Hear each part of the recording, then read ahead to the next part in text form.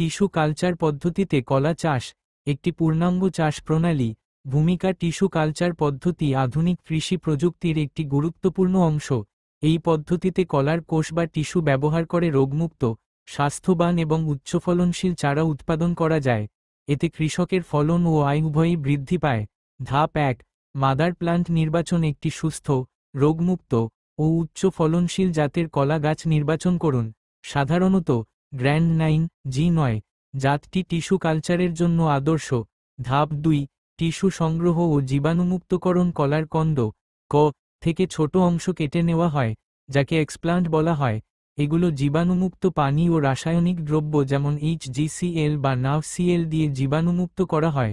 ধাপ 3, culture medium তৈরি ও প্রতিস্থাপন। মরিশিজেন্সকুগ মিডিয়াম প্রস্তুত করে এক্সপ্লান্টগুলো তাতে রাখা হয়। এখানে কোষ বিভাজন হয় এবং ছোট ছোট চারা জন্মায়। ধাপ 4, শাখা বৃদ্ধিকরণ, শুট মাল্টিপ্লিকেশন। চারাগুলোর সংখ্যা বৃদ্ধি করতে হরমোন যেমন বেনজাইলএমিনোপিউরিন ব্যবহার করা হয়। একাধিক চারা একই এক্সপ্লান্ট থেকে জন্মে। ধাপ 5, রুটিং বা মূল গঠন। চারায় মূল বৃদ্ধির জন্য ন্যাফথেলিন অ্যাসিটিক অ্যাসিড ব্যবহার করা হয়। ধাপ 6, হার্ডেনিং বা শক্তিকরণ। ল্যাব থেকে চারা বের করে গ্রিনহাউজে 2-4 সপ্তাহ রাখা হয়। এরপর ছায়াযুক্ত নার্সারিতে স্থানান্তর করা হয়। ধাপ 7, ক্ষেতে রোপণ। শক্তিশালী চারা ক্ষেতে রোপণ করা হয়। সার, পানি ও পরিচর্যার মাধ্যমে গাছ বড় করা হয়।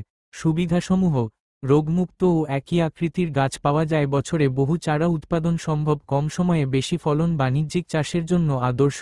জনপ্রিয় জাত: গ্র্যান্ড 9 G9, ডোয়ার্ফ ক্যাভেন্ডিশ, রোবুস্টা, এলাচি কলা। ভিডিওটি দেখার জন্য ধন্যবাদ।